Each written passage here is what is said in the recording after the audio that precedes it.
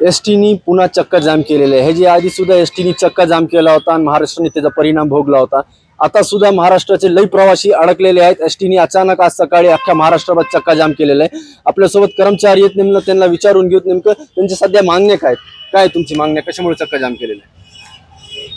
आमचं आंदोलन याच्यासाठी आहे की आम्हाला राज्य शासकीय कर्मचाऱ्याप्रमाणे वेतनवाढ देण्यात यावी। आमच्या एसटीतून आम्ही तुमच्या आई बहिणींना सुरक्षित नेतो। आज प्रवाशांना एक कळकळीची विनंती करा वाटते की तुम्ही आम्हाला जाहीर पाठिंबा द्यावा, कारण तुमच्या आई बहीण ज्यांना कोणाला तुम्ही एकटं बसून देतात ते फक्त एसटी मध्ये सुरक्षित असतात। आजच्या घडीला अनेक प्रकार घडत असताना आमचा कर्मचारी प्रत्येक प्रवाशाला सुरक्षितपणे ने-आण करतो। त्यामुळे आमचं एक म्हणणं आहे की आम्हाला राज्य शासकीय कर्मचाऱ्याप्रमाणे वेतनवाढ देण्यात येईल। नक्कीच वेतनवाढ देण्याची यांची मागणी आहे, पण अचानक तुम्ही जी हाक मारलेली आहे चक्का जामची, आम नागरिकांना याच्या समस्या भोगाव्या लागतात, नेमकं आता काय?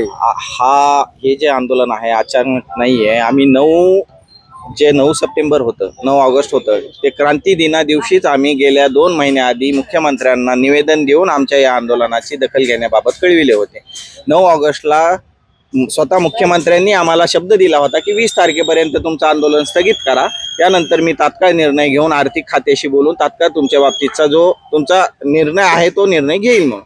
परंतु त्यांनी आज रोजीपर्यंत कुठलाही निर्णय घेणे तर लांब, परंतु आमच्यासाठी एखादा तास सुद्धा त्यांनी, आपण बघितलं की बाहेर त्यांनी लाडक्या भावाला खुश केलं, लाडक्या बहिणीला खुश केलं, परंतु आमचं म्हणणं आहे की एसटीचा कर्मचारी रक्ताचं पाणी करून आज कर्मचाऱ्यांच्या ज्या हे आहेत व्यथा आहेत त्या जाणून घेऊन तुम्ही राजकारण न करता तुम्ही निर्णय घ्यावा आणि तुमच्या चालकाला जेवढं वेतन आहे तेवढं माझ्या चालकाला द्यावं, एवढीच आमची सगळ्यांची मागणी। नक्कीच, पण तुम्ही तर आंदोलन जे करता वेळोवेळी जे आंदोलन केलं होतं आणि दिवाळीच्या तोंडावर केलं होतं आणि आता गणेशोत्सव येणार आहे, म्हणजे तुम्ही पब्लिकला वेटेज धरूनच हे आंदोलन ठरविता का? नाही, आमचं तसं वेटीस धरण्याचं कुठलाही त्याच्यातला आमचा हेतू नाही आहे। आम्ही प्रवाशांना सुद्धा आम्ही विनंती केलेली आणि प्रवाशांनी सुद्धा आम्हाला असा पाठिंबा दिलेला आहे की कुठल्याही प्रकारे तुमच्या मागण्या ज्या आहेत त्या एकदम रास्त आहेत, ते तुम्हाला मिळालं पाहिजे हक्काचं। आणि आम्ही 3 महिने झाले एक निवेदन देतोय ना, मुख्यमंत्री महोदयांनी 8 ऑगस्टला एक मीटिंग घेऊन तात्काळ निर्णय घेतो म्हणून त्यांनी शब्द दिला, मग तो शब्द पाळण्यासाठी आम्ही सुद्धा 1 महिना आम्ही पुढे ढकलला,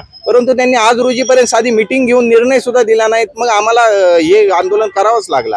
आता ह्याची पुढची भूमिका काय राहणार, म्हणजे उद्या चालू करणार आहे का हे आंदोलन वाढणार आहे? ही पुढची भूमिका आमची एवढी स्पष्ट आहे की आमचा निर्णय घ्या, आम्ही 2 मिनिटात आम्ही आमचे चालक वाहक हे आंदोलन मागे घेऊ। माझा प्रश्न हे आहे की उद्या एसटी चालू होणार का नाही?